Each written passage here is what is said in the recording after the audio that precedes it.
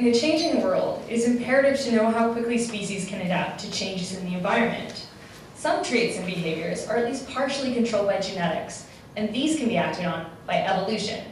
Now, evolution isn't just the big changes in form and function that we can see in the fossil record. It's also small changes, like changes in gene frequencies in the population of a single species.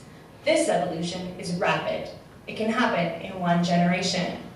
For my research, I'm interested in whether or not there's rapid evolution on breeding date in the song sparrow population of Mandardi Island here in British Columbia.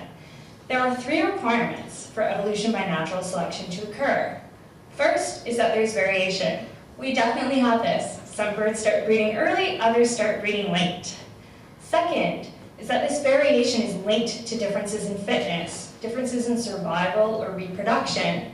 For example, birds that start breeding early tend to produce more offspring. The third requirement for evolution is that this variation is heritable or has some genetic component that can be passed from parents to offspring. If breeding date is heritable, then mothers that start breeding early will tend to produce daughters that start breeding early. Together, these first 2 components of evolution, variation and associated fitness differences, are called natural selection. Several studies in the wild have found that selection varies in strength and direction over time. If that were the case in our system, some years early birds would be favored, and other years late birds would be favored. Now we do see some variation in selection over time. However, something else also changes over time, and that is population size. In the past 36 years on Mandardi Island, we've had some years with about 70 breeding females, and years after population crashes with only 4 females. When population size is low, chance variation can have a big influence on results. So most of the variation in selection that we see is actually due to chance and changing population size.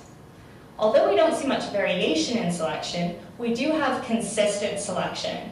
In general, birds that start breeding early produce more offspring because they're able to have more successful nests in a single season.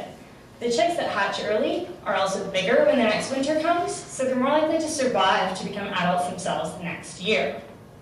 Surprisingly, there doesn't appear to be a survival cost to the mother for this high level of reproduction. This could be due to some effect of territory quality or something else in the environment. So that's what I need to determine next.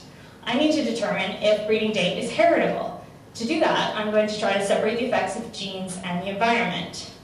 Since we do have consistent selection for early breeding, if it is heritable, we would expect the genes for early breeding to increase in the population, and this would be rapid evolution. Thank you.